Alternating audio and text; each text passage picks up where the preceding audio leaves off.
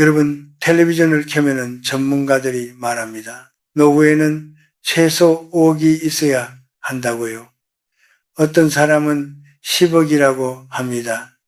어떤 방송에서는 그것도 부족하다고 말합니다. 저는 그 말을 들을 때마다 마음이 무거워집니다. 여러분은 어떠셨습니까? 그 숫자를 처음 들었을 때 가슴이 내려앉으셨던 분들, 밤새 잠이 오지 않으셨던 분들, 통장을 열어보고 한숨을 쉬셨던 분들, 오늘 이 영상 끝까지 저와 함께 해주십시오. 저는 수십 년의 시간 동안 많은 분들 곁에 있어 왔습니다. 젊어서는 가르치는 일로, 나이 들어서는 살아가는 일 자체로 사람과 사람 사이에서 이야기를 나눠왔습니다. 그 긴 시간 동안 제가 발견한 것이 하나 있습니다. 텔레비전에서 말하는 그 숫자들 상당수는 여러분의 실제 삶과 아무 관계가 없다는 것입니다. 오늘 제가 직접 계산법을 알려드리겠습니다. 여러분이 실제로 필요한 노후 자금이 얼마인지 복잡하지 않습니다. 어렵지 않습니다.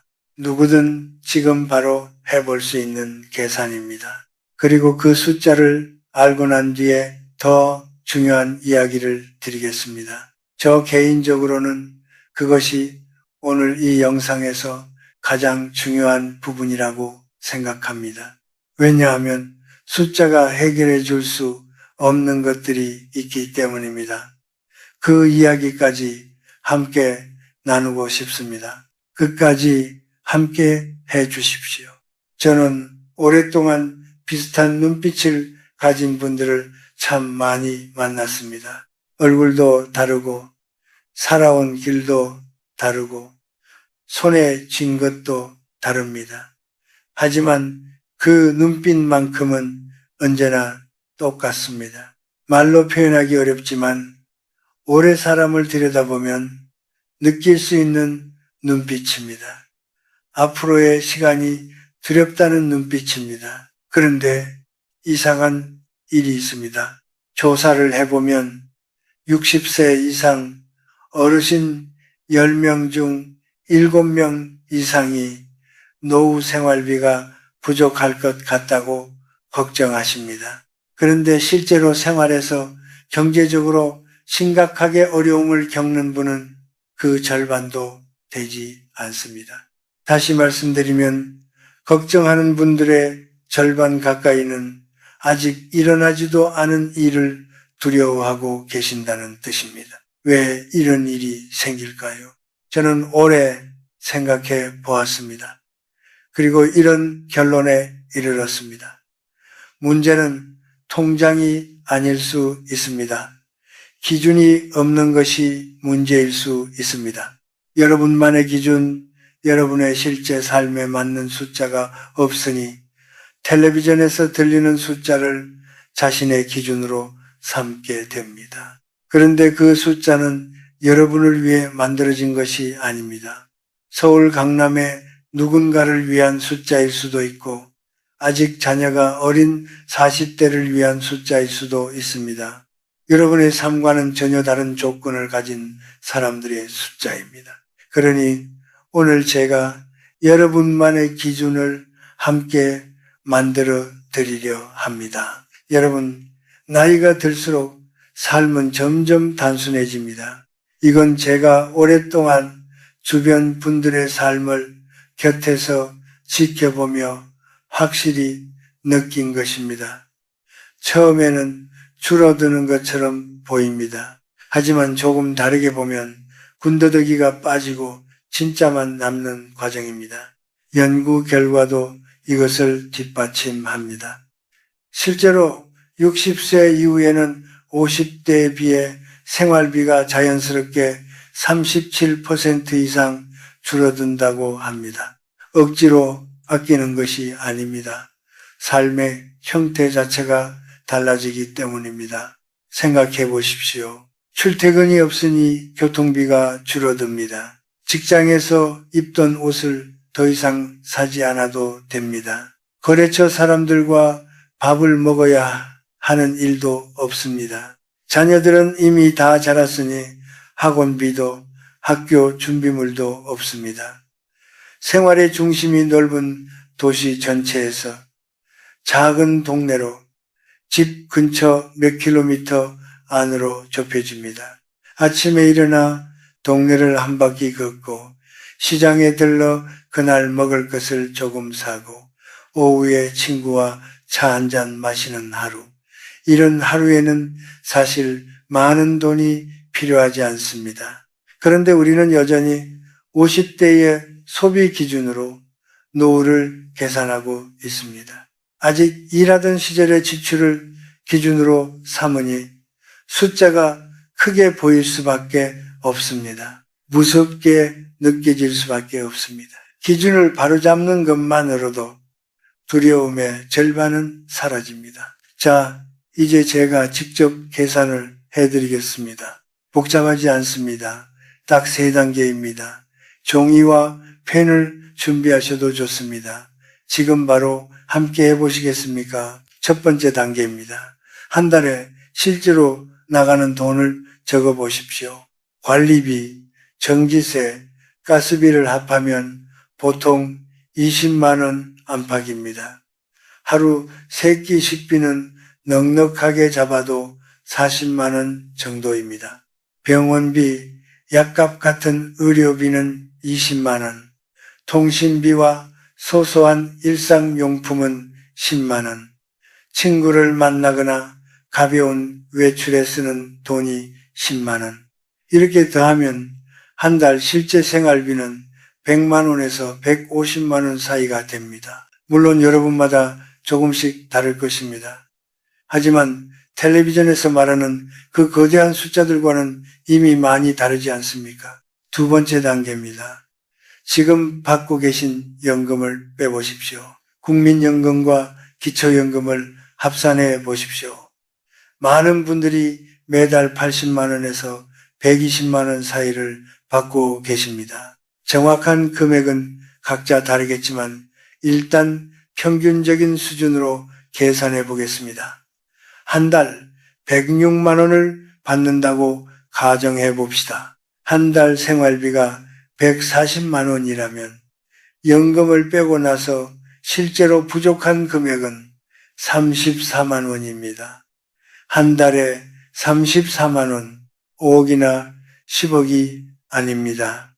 34만 원입니다. 세 번째 단계입니다. 그 부족한 금액을 기간에 맞게 곱해 보십시오. 한 달에 34만 원이 부족하다면 1년이면 408만 원입니다. 20년으로 계산하면 8천만 원에서 1억 2천만 원 사이가 됩니다. 만약 부족한 금액이 조금 더 커서 한 달에 50만 원이라고 해도 20년이면 1억 2천만 원입니다. 어떻습니까, 여러분? 처음에 막연하게 생각했던 그 거대한 숫자와 얼마나 다릅니까? 기준이 생기면 두려움이 줄어듭니다. 구체적인 숫자는 생각보다 훨씬 현실적입니다. 그 숫자는 이미 갖고 계신 분도 있을 것이고 조금씩 준비할 수 있는 분도 있을 것입니다. 중요한 것은 이것입니다. 5억이나 10억이라는 숫자는 여러분을 위한 숫자가 아닐 수 있습니다.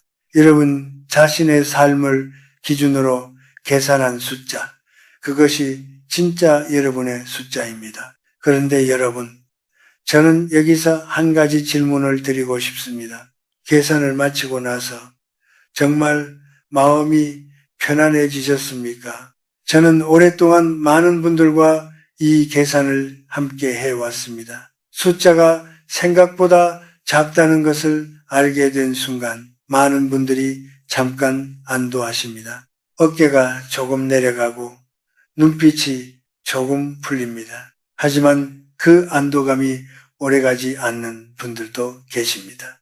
계산이 끝나고 잠시 침묵이 흐른 뒤 다시 무거운 표정이 돌아오는 분들이 있습니다. 숫자 너머에 있는 무언가가 아직 해결되지 않았기 때문입니다. 왜일까요? 저는 오래 생각해 보았습니다.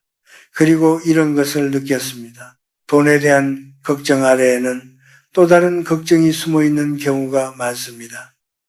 돈이 해결되어도 사라지지 않는 불안, 그것은 이런 질문들입니다. 앞으로 나는 무엇을 하며 살 것인가?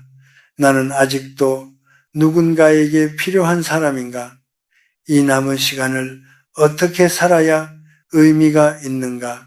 이런 질문들은 어떤 계산으로도 풀리지 않습니다. 저는 그때부터 다른 이야기를 나누기 시작합니다.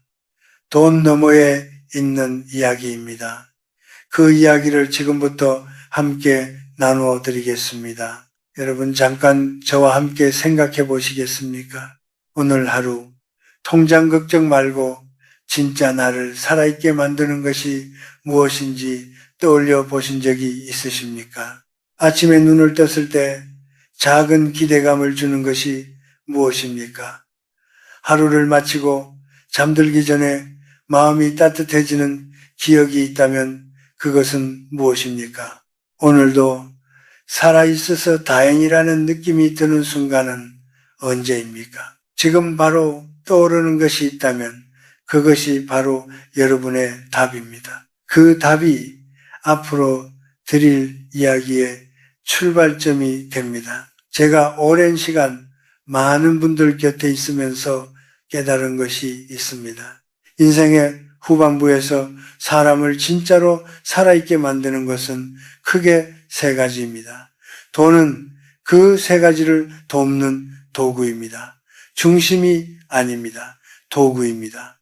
첫 번째는 건강입니다. 생활비는 줄일 수 있습니다. 외식 횟수를 줄이고 불필요한 소비를 덜 하면 됩니다. 하지만 건강만큼은 아끼면 안 됩니다. 이것은 올해 사람들을 지켜보면서 제가 확신하게 된 것입니다. 몸이 보내는 작은 신호를 무시하면 나중에 훨씬 더 큰 대가를 치르는 경우가 많습니다. 작은 증상이 있을 때 병원에 가는 것이 귀찮게 느껴질 수 있습니다. 비용이 아깝게 느껴질 수도 있습니다. 하지만 그 작은 신호를 놓치지 않고 제때 돌보는 것이 장기적으로는 훨씬 현명한 선택입니다. 정기적인 검진을 받으시고 몸에 이상한 느낌이 들면 미루지 마십시오. 건강은 돈으로 완전히 살 수 없지만 적절한 때에 적절한 관심을 기울이면 훨씬 오래, 훨씬 잘 지킬 수 있습니다. 생활비는 조금 아낄 수 있습니다. 하지만 건강만큼은 아끼지 마십시오. 두 번째는 마음의 독립입니다. 저는 노후를 앞둔 분들이 가장 많이 하시는 걱정을 두 가지로 압축할 수 있다고 생각합니다. 하나는 자녀에게 짐이 되는 것에 대한 걱정입니다. 다른 하나는 자녀에게 너무 의존하게 될 것 같다는 걱정입니다. 흥미롭지 않습니까? 두 걱정이 반대처럼 보이지만 사실 같은 뿌리에서 나옵니다. 부모라는 역할 바깥에 자신만의 중심이 없을 때 이 두 가지 걱정이 동시에 생겨납니다. 자녀를 위해 살아온 세월이 길수록 자녀가 없는 하루를 혼자 채우는 것이 익숙하지 않습니다. 그래서 자녀에게 연락하고 싶어지고 그러다 보면 짐이 될까봐 걱정이 되고 그 걱정 때문에 더 외로워지는 악순환이 생깁니다. 마음의 독립이란 혼자서도 하루를 의미 있게 채울 수 있는 것입니다. 누군가의 확인 없이도 오늘 내가 잘 살았다고 느낄 수 있는 것입니다. 자녀의 전화를 기다리지 않아도 충만한 하루를 보낼 수 있는 것입니다. 실제로 자녀들이 이런 말을 합니다. 부모님이 스스로 잘 지내시는 모습을 볼 때 가장 마음이 놓인다고요. 부모님이 행복하게 사시는 모습 자체가 자녀에게는 큰 안도이고 선물이라는 것입니다. 스스로 잘 살아가는 모습, 그것이 자녀에게 줄 수 있는 가장 큰 선물이 될 수 있습니다. 세 번째는 따뜻한 관계입니다. 여러분, 아무리 통장에 돈이 많아도 곁에 사람이 없으면 외롭습니다. 이것은 제가 많은 분들을 곁에서 보며 느낀 정말 분명한 사실입니다. 연구 결과들도 이것을 이야기합니다. 사회적으로 풍부한 관계를 가진 분들이 그렇지 않은 분들에 비해 인지, 기능 저하도 훨씬 느리고 전반적인 삶의 만족도도 높습니다. 관계는 몸과 마음 모두에 영향을 미칩니다. 그런데 많은 분들이 관계를 유지하려면 돈이 많이 든다고 생각하십니다. 꼭 그렇지 않습니다. 오랫동안 알고 지낸 이웃 한 명, 복지관에서 만난 또래 친구 한 명, 도서관에서 얼굴을 익힌 분 한 명, 이런 작은 인연들이 하루를 살아있게 만듭니다. 작은 인연 하나가 남은 세월 전체의 방향을 바꾸는 경우를 저는 여러 번 보았습니다. 관계는 돈으로 살 수 없습니다. 하지만 삶을 가장 풍요롭게 만드는 것 중 하나입니다. 건강, 마음의 독립, 따뜻한 관계. 이 세 가지가 자리를 잡으면 돈에 대한 걱정은 자연스럽게 제자리를 찾아갑니다. 돈이 삶의 중심이 아니라 삶을 돕는 도구로 다시 보이기 시작합니다. 그런데 여러분, 저는 여기서 한 가지를 더 나누고 싶습니다. 이 세 가지 모두를 받쳐주는 가장 깊은 것이 있습니다. 제가 살아오면서 가장 오래 마음에 남은 생각입니다. 사람이 가진 것이 많아서 부자가 되는 것이 아닙니다. 바라는 것이 적어서 부자가 되는 것입니다. 처음 이 말을 접했을 때는 그냥 지나쳤습니다. 좋은 말이구나 하고 흘려보냈습니다. 하지만 세월이 흐를수록 이 말이 얼마나 깊은 진실을 담고 있는지 조금씩 알게 됩니다. 제가 오래 기억하는 분이 한 명 있습니다. 70대 후반의 여성분이셨는데 농촌에 사셨고 무릎에는 인공관절 수술을 받으신 분이었습니다. 한눈에 봐도 생활이 넉넉하지 않다는 것을 알 수 있었습니다. 하지만 그분 얼굴에는 언제나 미소가 있었습니다. 제가 여쭤보았습니다. 생활이 힘들지 않으십니까? 그분이 말씀하셨습니다. 아침에 일어나면 하늘이 보이고 마을 친구들이 있으니 나는 충분합니다. 저는 그 말이 오랫동안 머릿속에 남았습니다. 아침에 하늘이 보이는 것, 마을 친구들이 있는 것, 그것으로 충분하다는 것, 이것은 체념이 아닙니다. 가난함을 합리화하는 것도 아닙니다.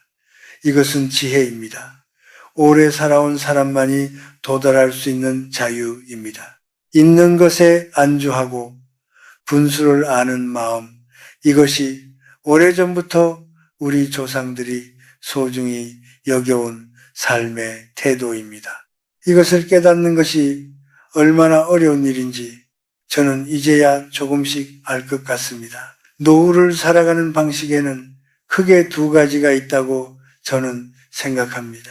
하나는 더 많은 것을 향해 끊임없이 달려가는 방식입니다. 조금 더 있으면 안심이 될 것 같아서, 조금 더 벌면 마음이 편해질 것 같아서 계속해서 무언가를 향해 나아갑니다. 하지만 그 목적지는 없습니다. 더 많이 가질수록 더 많이 갖고 싶어지기 때문입니다.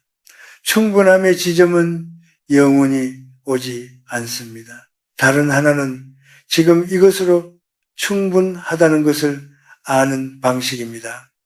오늘 내 손 안에 있는 것들을 천천히 바라보는 것입니다. 따뜻한 밥 한 끼, 오래된 친구의 목소리, 창밖으로 들어오는 오후의 햇살, 이런 것들을 충분하다고 느낄 수 있을 때 사람은 비로소 자유로워집니다. 제 한계 안에서 자유를 찾는 것, 이것이 제가 살아오면서 가장 어렵게 배운 것 중 하나입니다. 노후의 진짜 부유함은 통장에 있지 않습니다. 오늘 하루를 충분하다고 느낄 수 있는 마음에 있습니다. 여러분, 오늘 제가 두 가지를 드렸습니다. 첫 번째는 숫자입니다. 실제 생활비에서 연금을 빼면 여러분에게 필요한 노후 자금은 처음 생각했던 것보다 훨씬 현실적입니다. 5억이나 10억이 아닐 수 있습니다.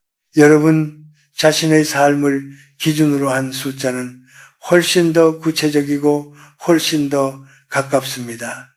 그 숫자를 알게 되면 두려움의 절반은 이미 사라집니다. 두 번째는 숫자 너머에 있는 것입니다. 건강, 마음의 독립, 따뜻한 관계, 그리고 지금 있는 것으로 충분하다고 느낄 수 있는 마음. 이 네 가지가 자리를 잡을 때 노후는 두려움의 시간이 아니라 천천히 음미하는 시간이 됩니다. 증명해야 하는 시간이 아니라 살아온 시간을 조용히 되새기는 시간이 됩니다. 여러분, 오늘 밤 잠들기 전에 딱 한 가지만 생각해 보십시오. 지금 제가 두려워하는 것이 실제로 일어나고 있는 일입니까?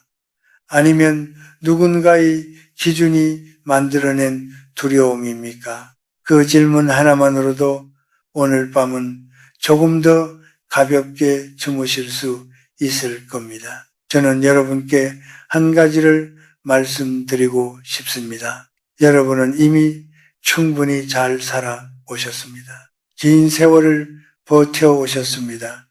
많은 것을 포기하고 많은 것을 견뎌오셨습니다. 가족을 위해, 일을 위해, 앞날을 위해 쉬지 않고 달려오셨습니다. 그 세월이 결코 작지 않습니다. 그 세월은 이미 그 자체로 아름다운 것입니다. 앞으로의 시간은 더 이상 무언가를 증명하는 시간이 아닙니다. 충분히 증명하셨습니다. 이제부터는 음미하는 시간입니다. 지금껏 살아온 길을 돌아보며 오늘 이 하루가 얼마나 소중한지를 느끼는 시간입니다. 서두르지 않아도 됩니다. 누구와 비교하지 않아도 됩니다. 천천히 여러분의 속도로 걸어가십시오. 아침에 눈을 떠서 오늘 하루를 살 수 있다는 것, 좋아하는 것 한 가지를 오늘도 할 수 있다는 것, 이름을 기억하는 사람이 곁에 있다는 것, 이런 것들이 모여 삶이 됩니다. 그리고 그것으로 충분합니다. 저는 그것을 믿습니다. 오래 살아오면서 점점 더 깊이 믿게 됩니다. 여러분, 오늘도 이렇게 함께 할 수 있어서 저는 감사합니다. 오늘 영상이 조금이라도 도움이 되셨다면 좋아요 한번 눌러주세요. 그리고 댓글에 지금 여러분이 겪고 계신 일을 남겨주십시오. 노후 자금이 걱정되시는 분도 좋고 노후를 어떻게 살아야 할지 막막하신 분도 좋습니다. 여러분의 이야기를 읽고 다음 영상에서 더 깊이 나눠드리겠습니다. 구독을 아직 안 하신 분들께 부탁드립니다. 구독 버튼을 눌러주십시오. 저는 화려한 정보나 빠른 답을 드리는 채널이 아닙니다. 천천히 함께 깊이 생각해보는 채널이 되고 싶습니다. 그 여정을 함께 해주실 분들을 기다리고 있겠습니다. 여러분, 오늘 하루도 수고 많으셨습니다. 편안한 저녁 되십시오.